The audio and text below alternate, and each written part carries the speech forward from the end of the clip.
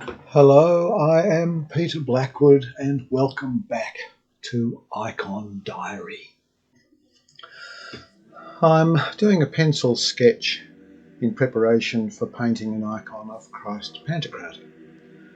And these 1/10 sized mock-ups determine how best to place the icon on the panel. Trying different sizes, and the first one is what I'll do. So you can see how the measurements work here, and then measure up the full size and put a halfway line down the center, and everything is in proportion and ready to go. And it does mean that I can even measure from the little mock-up at the top to determine where the top of the head will go and the size of the head. Once the head size is in place, everything else fits into place beautifully. For the head size determines the shoulder width, which is 3/4 of a head from the center, and at the breast to the edge of the arms is a head length from the center.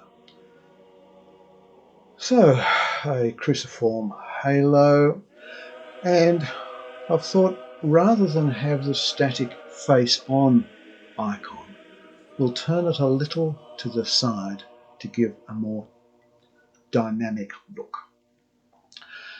Then I thought, let's start again. So measuring up the same as for the other sketch, but this time starting with the slightly turned head.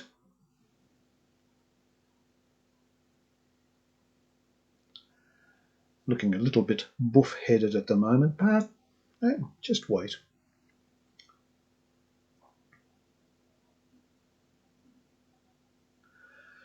And we'll put in the halo already, and that'll fall just a little below the edge or the frame of the icon. Again, the cruciform halo. And the hand 3/4 of a head length from fingertip to wrist.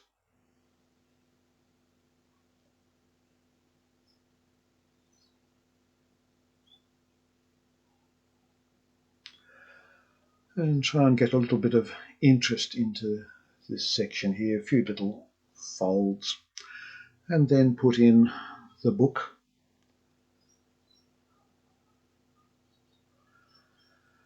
And get a hand to wrap around it. Hands are tricky.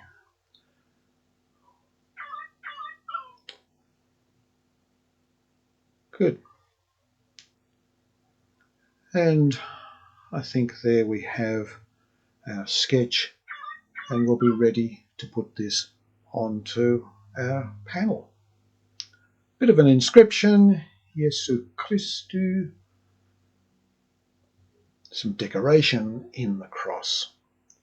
Oh, and a double line in the halo. Now I'm ready to sketch with paint onto my panel. Firstly,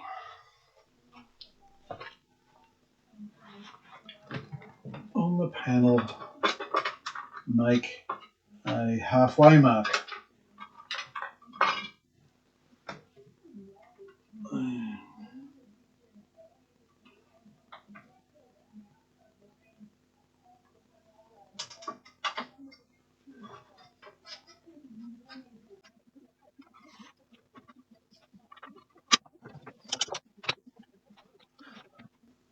And mark up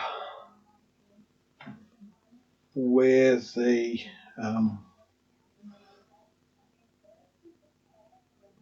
pieces go from my initial sketch at a head length from that point to there.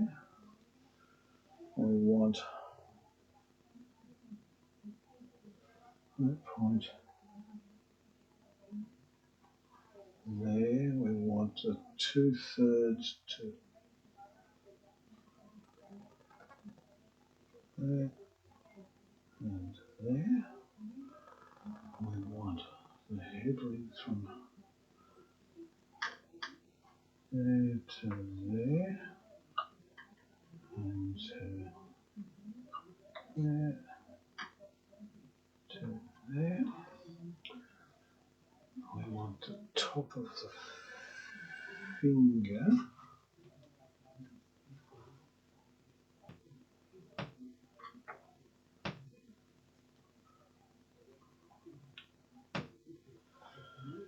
and 3/4 of the head for that. Take that to there. What else do we want? I think that's enough for now. But now, over here, we'll choose some yellow ochre.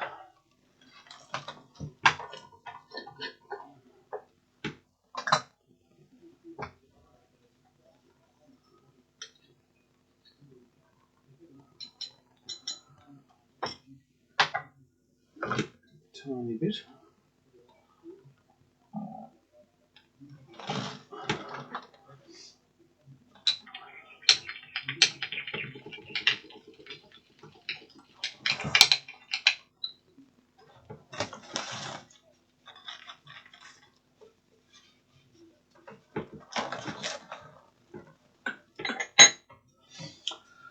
And hog hairbrush. All wet. And load it up.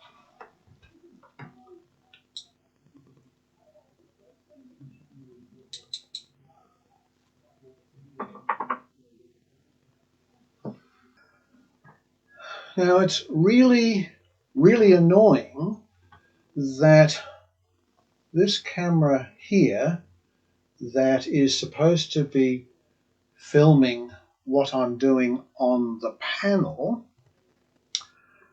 ran out of puff about 4 minutes into the last exciting episode. And so you missed all the paintwork that I did. And as I explain, I started with yellow ochre and water, and with a hog hair brush put in the rough outline, and then added some egg tempera to the yellow using a Kolinsky number 3 brush, refined the outlines with that, and because it's got egg in it, it makes it easier to see. Then I added some raw umber green to the mix, and that darkened and refined the lines even further. And I'm sorry that you missed all that excitement. However, it saved a whole lot of time of your viewing. That's got to be a plus.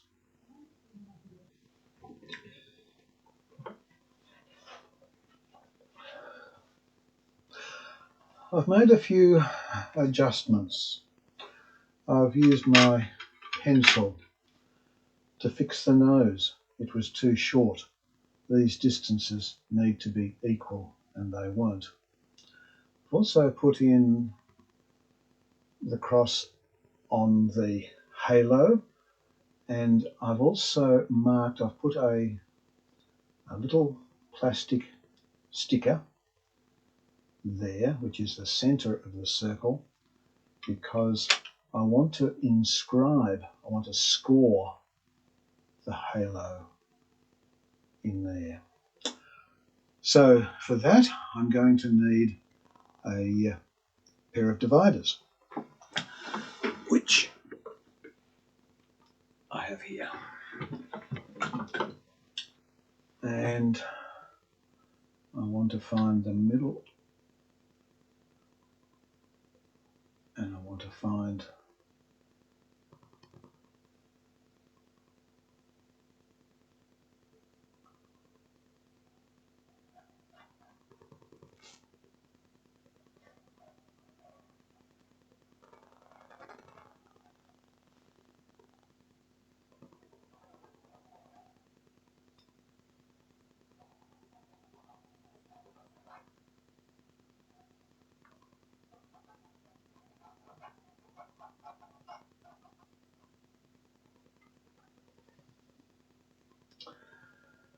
and I also want to rule these lines. I'll use the same spike.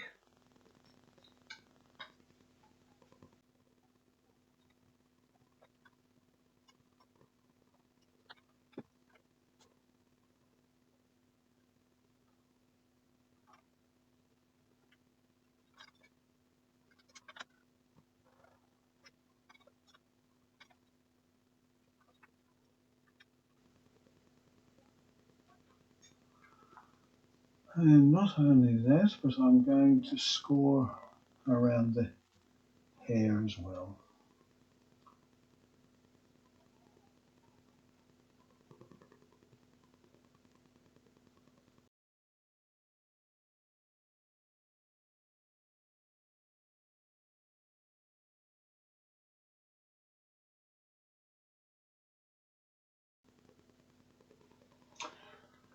And that, I hope, is that. Before I put the gold on, I'm going to cover these areas with more gesso, but this time, and something I've not done before except on a wax candle, which I did last week, I want to make this red gesso as a different way of gilding an icon. I'm ready to put red gesso onto the halo, but first of all I need to make the gesso red. So I've heated up some gesso. It's quite liquid and I need to mix it with red ochre. So let's see how this works.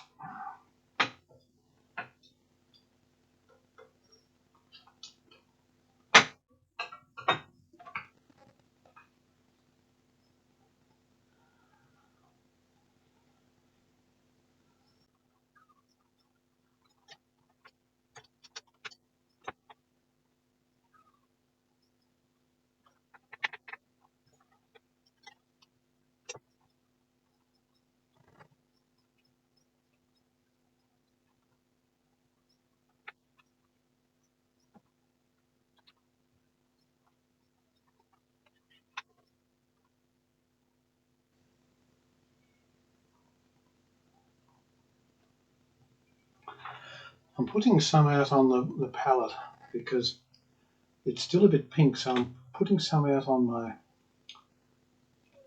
ceramic tile and then adding more ochre, and I think I'll paint from there. So here goes.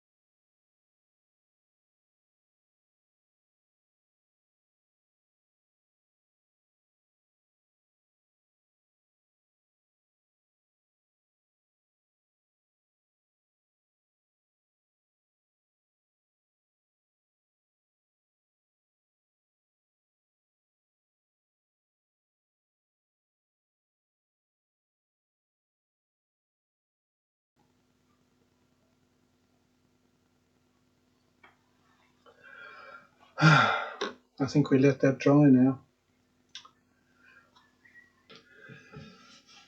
Now we'll try a second coat of red gesso, but this time I'm going to try using a flat brush.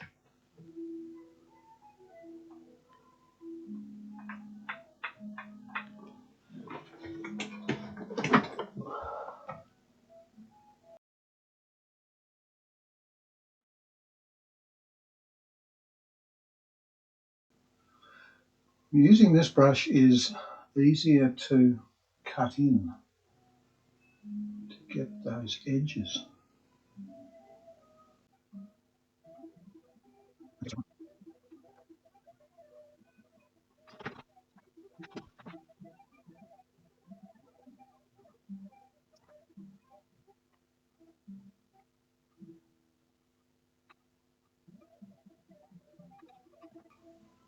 It is a bit lumpy, so we'll need to smooth it out.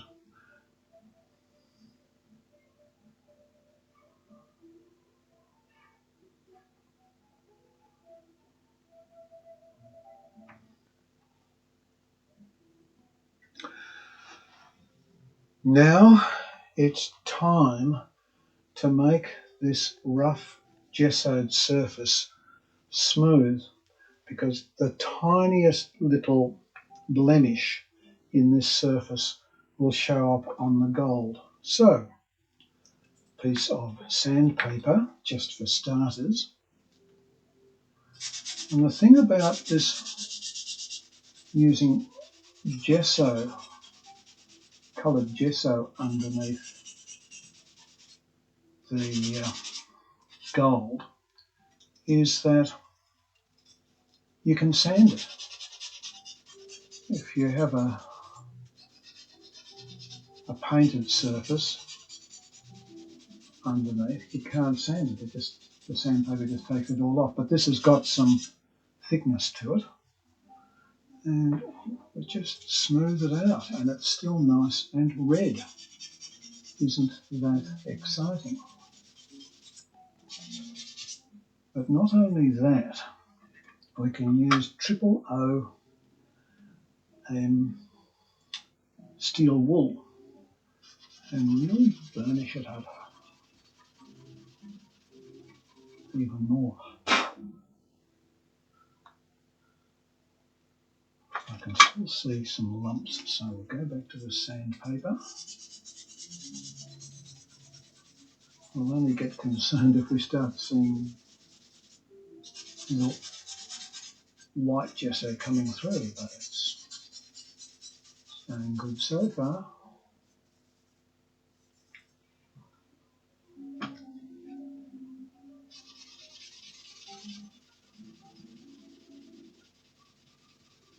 Can really scrub that hard, and it's making a nice shiny smooth surface. Now we need a really shiny surface for the gold to adhere to. So for that I'm using an Atelier gloss varnish. I'm going to put on a couple of coats of this.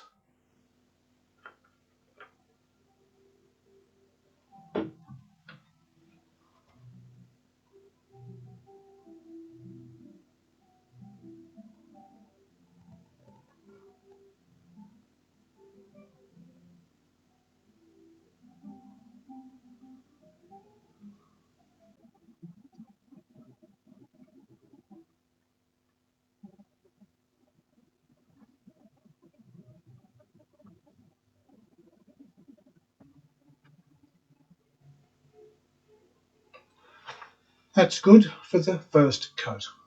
I need to wash this quickly because it dries quickly and gets gluggy. See you soon. Well, it's now time to put the gold onto the halo. Exciting bit. So I have cut my pieces of gold leaf.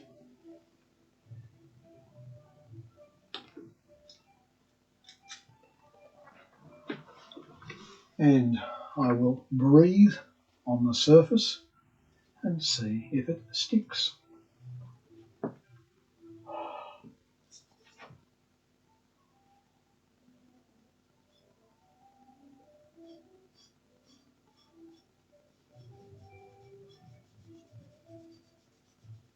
Looking promising so far.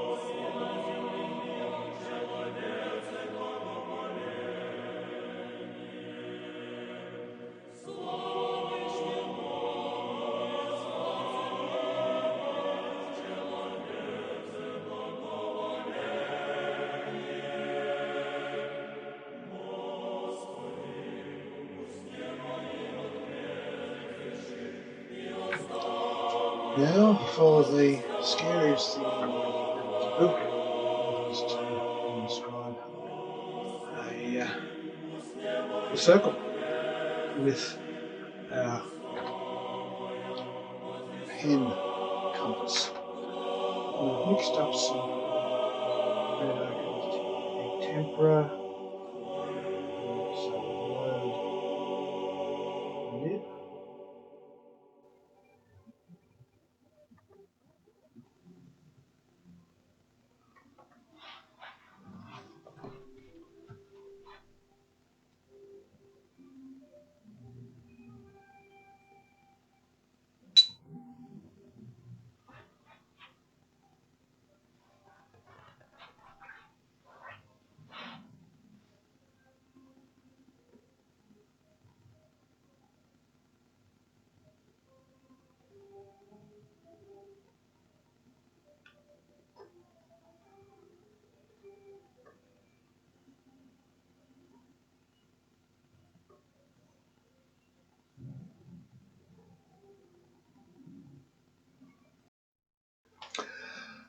I have been making a few little alterations to the face. The hair was too far down and it made the face look as if the chin was tucked in. The proportions are better now. So now it's time to do some work with burnt umber. So that needs mixing. Choose a bowl, find the burnt umber, which I think is there. Decant burnt umber.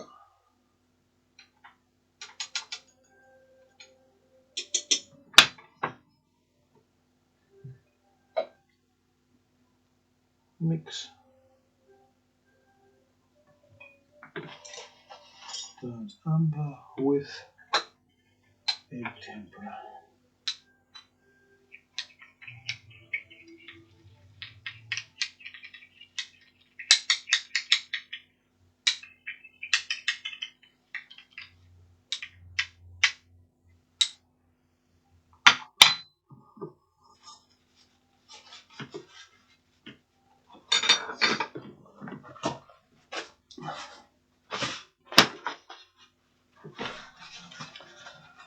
I think for starters we'll need a small Kolinsky brush, just to put in the details of the face that I'd prepared earlier.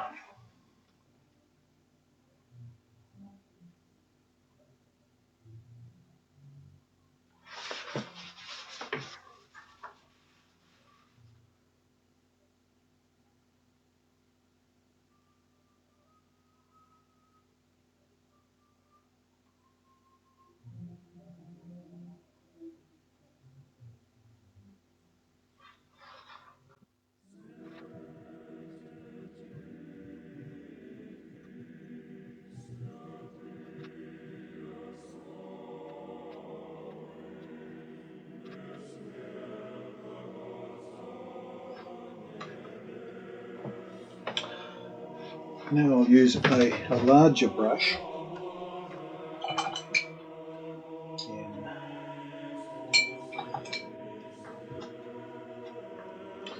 think I'll use a soft one. A 3 squirrel.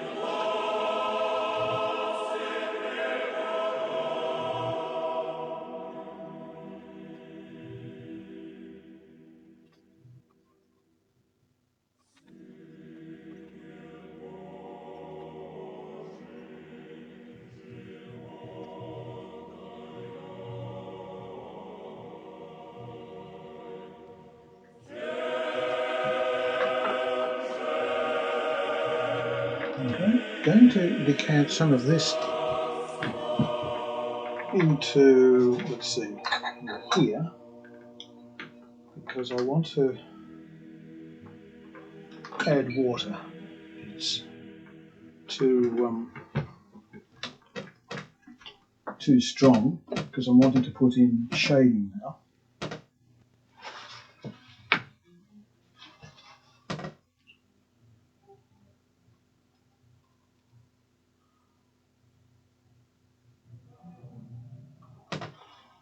And I want it a little bit stronger than that.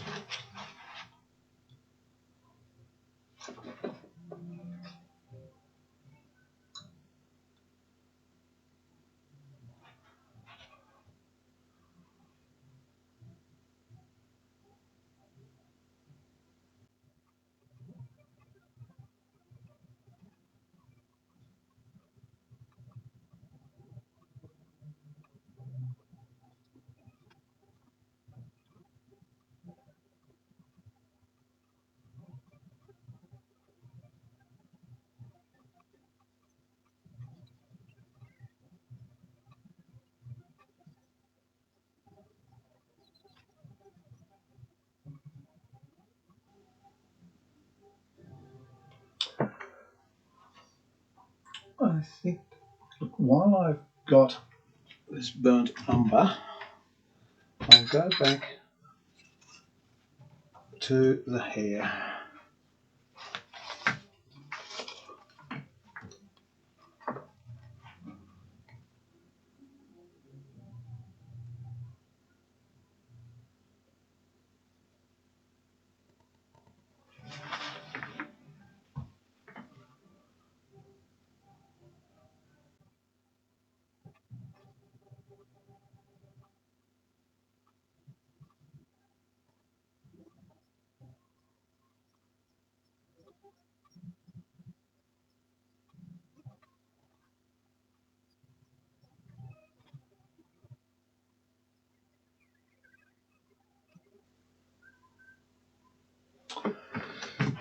Well, let's keep going, and this time add some blue.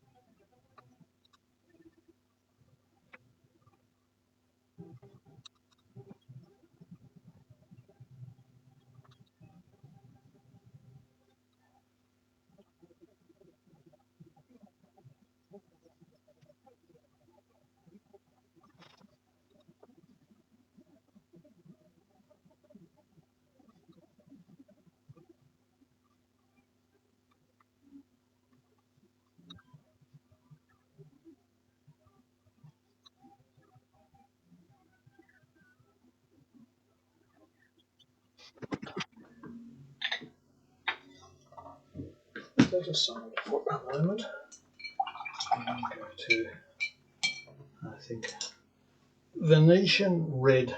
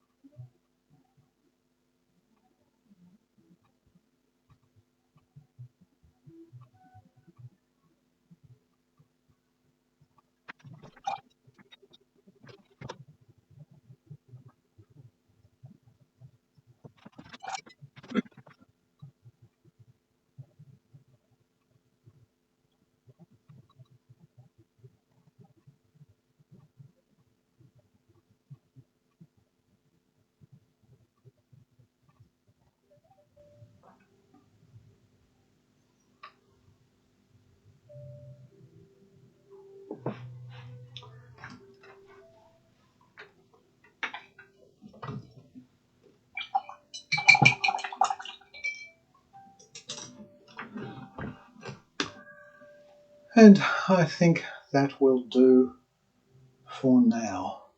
That's got our base colours down.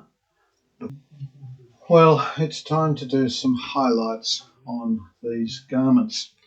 So for this, I've kept the red and blue mixtures from yesterday in sealed containers. It's particularly important for the blue one because it's a mixture of ultramarine blue with some burnt umber, and to maintain that particular relationship, those quantities, that's helpful. I don't have to try and mix it again. So let me find, here we are. So I've got some titanium white at the ready. I'm going to put some of the blue, mix, mix, mix, mix, mix, into this palette and add a little white.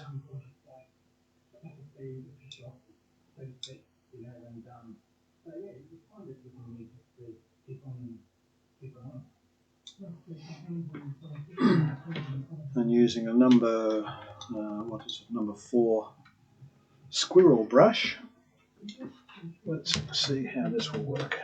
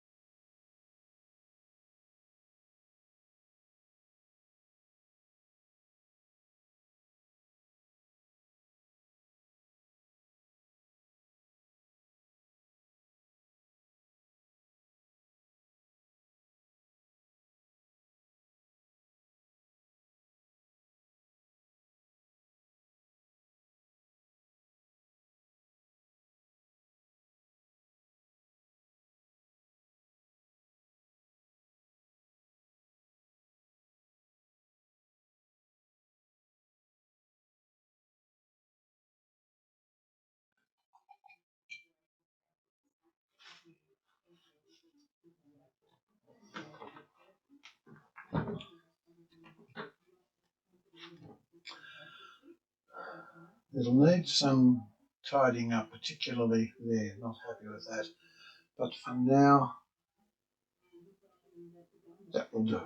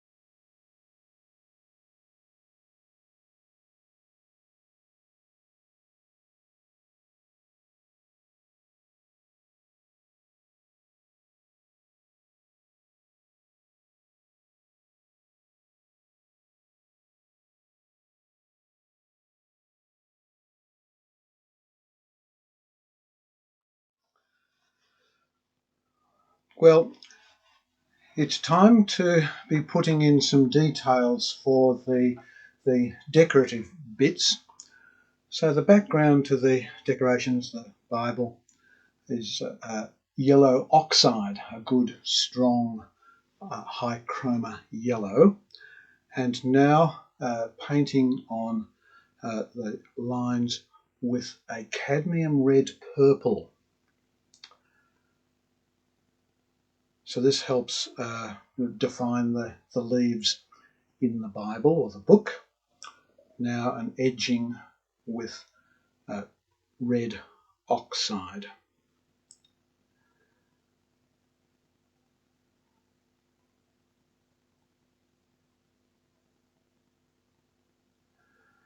And a little bit of red oxide needs to be picked off.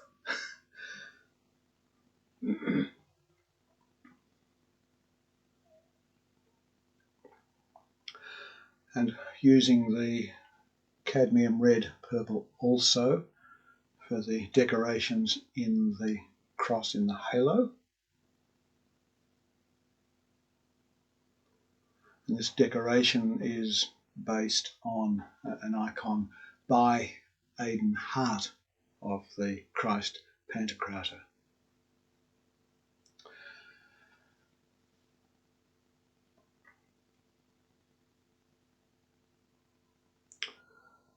And putting some darker, well, I'll end up as stripes, but some patterns into the book.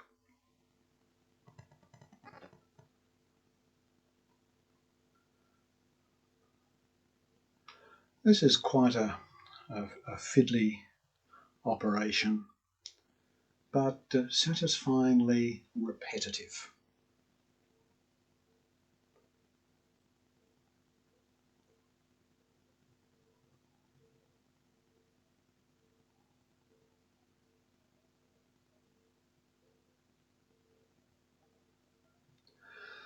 And the little jewels again in the cadmium red purple, and the center jewel in a bright green chromium oxide. Just extend the yellow bits a tiny tad. And while I've got that yellow, just tidy up the leaves in the side of the book.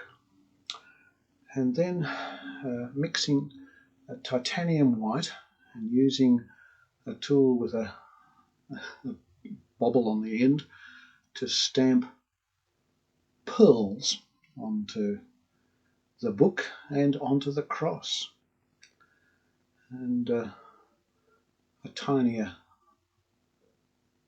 brush to paint more decoration with the yellow oxide.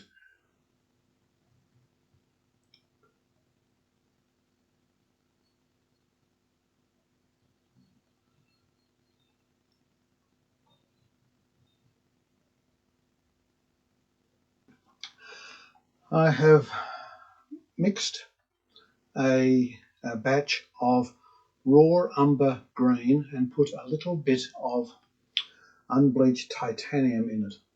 The unbleached titanium does two things. It lightens the colour a little, but more importantly, it gives the pigment a better, less streaky finish. And this is what we call a Sankia. It's the shadow, all the shadow colour on all the skin tones. So it's going on the hands.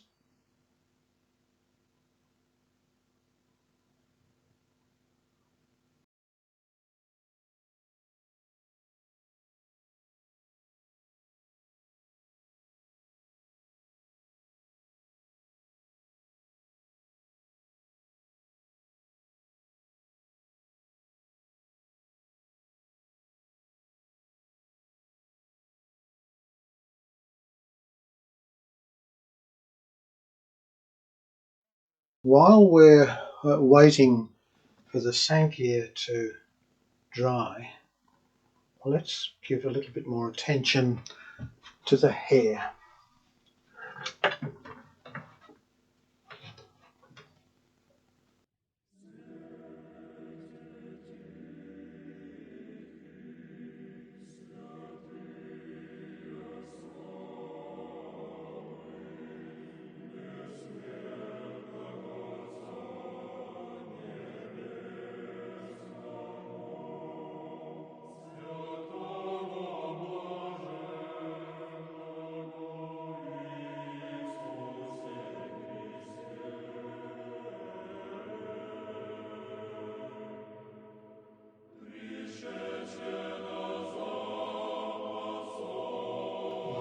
I have made a mixture of yellow ochre, a little bit of Ercolano red, and a tiny bit of terra verte, which is green, and some, again, very tiny bit of titanium white.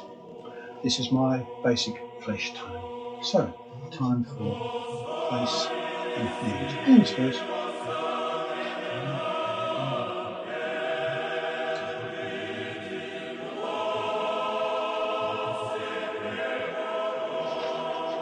And using a number 4 squirrel brush.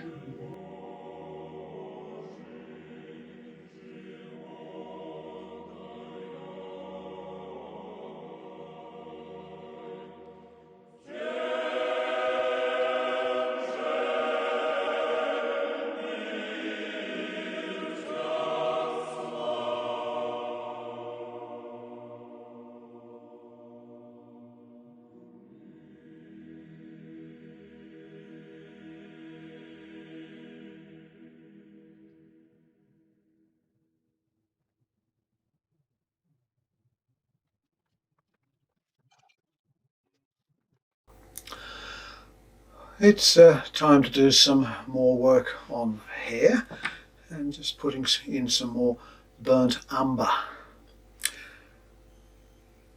leaving the dark lines showing, but making the bits in between much darker.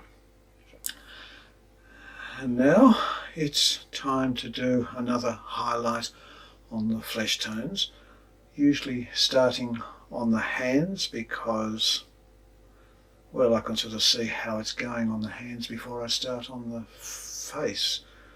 Somehow the face is, I don't know, yes, it is more important. So need to see that the mix is correct in this mix of highlight, that is titanium white with the flesh tone, and getting highlight on the obvious bits of the face that catch light: the nose, the eyebrows, the forehead, the cheeks, the chin,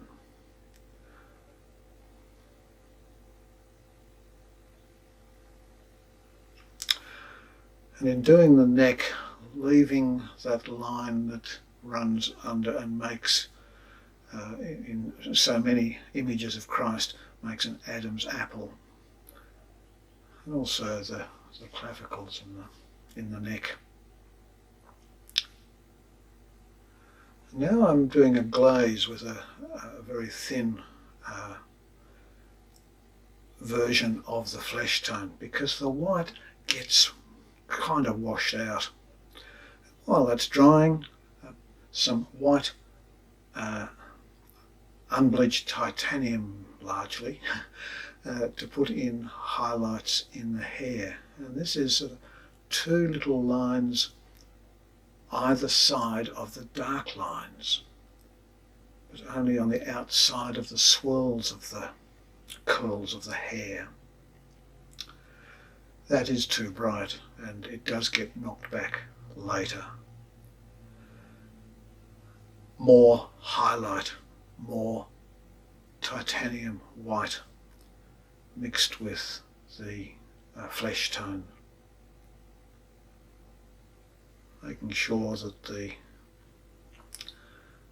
fingernails show without actually putting a line in, just doing it by using highlight. Again, the nose, eyebrows, forehead, knock it back with the finger, cheek, ears, don't forget the ears, and the Adam's apple.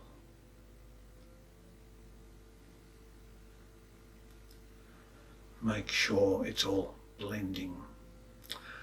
Now with burnt umber, accentuating the main features of the face, around the eyes, the eyebrows, under the nose. Not going around all the little bits of the fingers. It just looks like it's sort of stuck on, but areas that need to accentuate the difference between where hand is and where clothing is. Moustache and beard now added. And added now so that we can see what's underneath the hair of the beard particularly. A lighter version of this burnt umber in the eyes around and around the beard. And then as the whites of the eyes, not pure white, but with a bit of flesh tone added. And now with Herculano red. You can't see it because it's very, very faint, but it just gives a lift around the crease in the eye and around some of the shadows.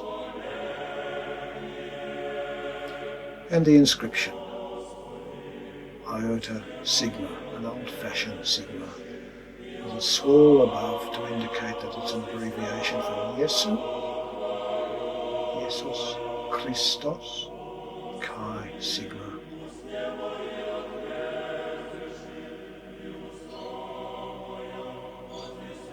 And there we have an icon of Christ Pantocrator.